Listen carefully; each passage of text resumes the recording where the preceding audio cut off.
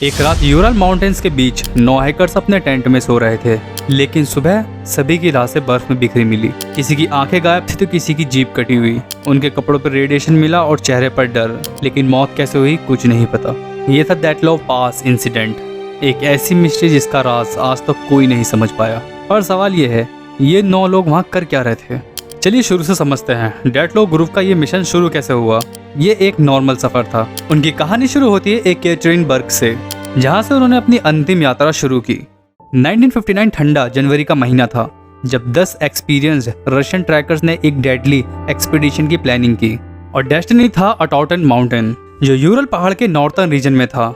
और ये एरिया कुछ अजीब भी था। लोकल मानसी ट्राइब्स का कहना था कि अटॉटन का मतलब होता है डोंट गो देयर। फिर भी ग्रुप लीडर एगोर डैटलॉव ने अपने साथी स्टूडेंट्स के साथ सफर शुरू किया। सभी एक्सपर्ट माउंटेनर्स थे सोवियत यूनियन के पॉलिटेक्निक इंस्टीट्यूट से। उन्होंने डायरी मेंटेन की और बहुत फोटोज खींची, और उन्होंने बोला था कि वो रेडियो पर कांटेक्ट में रहेंगे। हर स्टेप रिकॉर्ड हो रहा था, लेकिन किसी को अंदाजा भी नहीं था कि यह सफर सिर्फ एक ट्रैकिंग नहीं, एक मौत का सफर बन जाएगा। एक मेंबर यूरी यूडिन बीच रास्ते में बीमार होने की वजह से वापस चला गया, और एक वही इंसान था जो जिंदा बच गया। लेकिन जैसे ही यूरी यूडिन ने उन लोगों से अलविदा कहा, तभी से उन 9 लोगों की उल्टी गिनती शुरू हो गई। यूरी यूडी एक नाम था जो डैटलॉव ग्रुप के दोस्तों के बीच में एक मुस्कुराता चेहरा था। लेकिन उस ट्रैक के शुरू होने के कुछ ही दिन बाद यूरी की तबीयत खराब हो गई। उसे बहुत पीठ दर्द हो रहा था और ठंड ने उसका हौसला तोड़ दिया, और उसने डिसाइड किया कि वो वापस लौट जाएगा। उस वक्त किसी ने नहीं सोचा था कि यूरी का ये डिसीजन उसकी जिंदगी बचाने वाला था। वो उन 10 लोगों में से एक था, लेकिन एक ऐसा जिसको जिंदा घर लौटने का मौका मिला। लेकिन उसे नहीं पता था कि वो अपने दोस्तों को आखिरी बार देख रहा है। लेकिन जब बाद में यूरी को पता चला कि उसके दोस्तों की डेड बॉडीज बरामद हुई हैं, लेकिन अगर वो अपने दोस्तों के साथ होता तो शायद वो भी जिंदा नहीं बचता। जिन दोस्तों को यूरी ने अलविदा कहा था, उनकी लाशें कुछ ऐसे मिली थी कि उनके चेहरों पर सिर्फ डर छुपा हुआ था। जब सर्चिंग टीम पहाड़ों में पहुंची तो उन लोगों ने कुछ अजीब ही मंजर देखा। लाशें बर्फ में बिखरी हुई थी, लेकिन उनका हाल कुछ ऐसा था जैसे उन लोगों ने मौत से पहले कोई डरावनी चीज का सामना किया हो। किसी की आंखें फटी हुई थी तो किसी का मुंह खुला हुआ था, जैसे वो लोग चीखने की कोशिश कर रहे हों। एक डेड बॉडी का स्कल फ्रैक्चर इतना गहरा था कि जैसे किसी एक पावरफुल वेपन से उस पर वार किया गया हो, लेकिन आसपास ऐसा कुछ भी नहीं मिला। एक लड़की की आंखें निकाल ली गई थी, और दूसरी जो लड़की थी उसकी जीभ कटकर लटकी हुई थी। ये कोई एवेलेंच या ठंड से होने वाली मौत नहीं थी, ये कुछ और ही था। सभी के कपड़े फेड हुए मिले, और कुछ के पास तो रेडिएशन के ट्रेसेस तक पाए गए। एक डेड बॉडी के हाथों पर कुछ अजीब से निशान मिले थे, जैसे वो किसी चीज से लड़ाई कर रहा हो या फिर बचने की कोशिश कर रहा हो। लेकिन सबसे ज्यादा हैरानी तब हुई जब उन लोगों के टेंट मिले, क्योंकि उन लोगों के टेंट को देखकर सर्चिंग टीम की सांसें थम गई थी। जब सर्च टीम उनके टेंट के पास पहुंची तो उन्हें एक अजीब सी चीज दिखी, जो उनके हर लॉजिक एक्सपेक्टेशन को गलत साबित करती थी।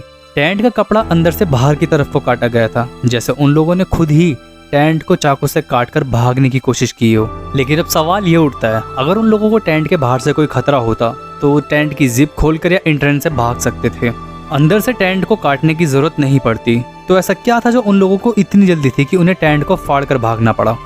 और ज्यादा हैरानी की बात यह थी कि उन लोगों का सारा सामान, शूज, जैकेट, कपड़े, वैसे ही सब कुछ वहीं पड़ा हुआ था। वो -30 की ठंड में बिना प्रॉपर कपड़ों के, बिना जूते पहने जंगल की तरफ भाग गए। उन सबके फुटप्रिंट्स टेंट से निकलकर एक ही डायरेक्शन में जा रहे थे, और कुछ दूरी के बाद वो भी गायब हो गए। लेकिन टेंट के बाहर मिलती है एक और चीज, जिसका जवाब आज तक किसी के पास नहीं। एक ऐसी लाश जिसको देखकर आंखों पर भरोसा नहीं होता। टेंट से कुछ ही दूर बर्फ में एक बॉडी मिलती है जो नेकेड थी, सिर्फ अंडरगारमेंट्स में।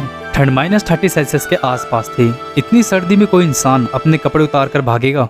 ऐसे सिर्फ एक कंडीशन में होता है, पैराडॉक्सिकल अनड्रेसिंग हाइपोथर्मिया। इस एक्सट्रीम स्टेज में दिमाग कंफ्यूज हो जाता है, और विक्टिम को लगता है कि जैसे उसके पूरे शरीर में आग लग गई हो। पर यह सिर्फ तब होता है जब इंसान शांत हो। लेकिन इस केस में विक्टिम के हाथों में छिलने के निशान मिले, जैसे वो जमीन को पकड़ के खुद को खींच रहा हो। वो किसी के फुट स्टेप के पीछे नहीं भागा, उसने किसी और को भी नहीं देखा, फिर भी वो भागा बिना कपड़ों के, बिना समझे। क्या कोई मेंटल इल्यूजन था या फिर कुछ और? लेकिन ये डरावनी चीजें बस यहीं पर खत्म नहीं होती। कुछ ही दूरी पर मिलती है एक और लाश, जिसके मुकाबले अभी तक मिली सारी डेड बॉडीज नॉर्मल लगने वाली थी।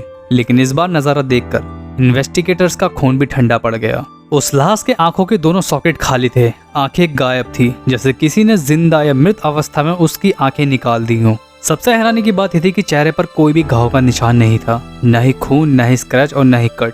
सिर्फ आंखें गायब थी। मेडिकल एग्जामिनर कंफ्यूज थे। उन्होंने सोचा शायद किसी चिड़िया ने उस डेड बॉडी की आंखें निकाल दी हो, पर -30 डिग्री सेल्सियस में किसी चिड़िया का वहाँ होना लगभग नामुमकिन था। दूसरी थ्योरी थी हाई प्रेशर इंजरी, पर डेड बॉडी पर ऐसा कोई भी इंटरनल डैमेज नहीं था। और उस लाश के पास एक और चीज मिली थी, एक छोटी सी मेटल पीस जो किसी रेडार सिस्टम या मिलिट्री इक्विपमेंट का लगता था। क्या ये कोई गवर्नमेंट सीक्रेट था या कोई टेस्ट सब्जेक्ट? लेकिन सबसे हैरान कर देने वाली थी एक लाश जो शायद काफी देर तक जिंदा थी। एक इंसान जो ठंड की वजह से मरा। ये सुनने में आम लगता है, लेकिन जब फॉरेंसिक टीम ने उस लाश को एग्जामिन किया तो उनके होश उड़ गए। पोस्टमार्टम की रिपोर्ट के मुताबिक उस डेड बॉडी के हार्ट में ब्लड फ्लो सिग्नल मौजूद थे, जबकि उसका बॉडी टेम्परेचर -70 सेल्सियस था।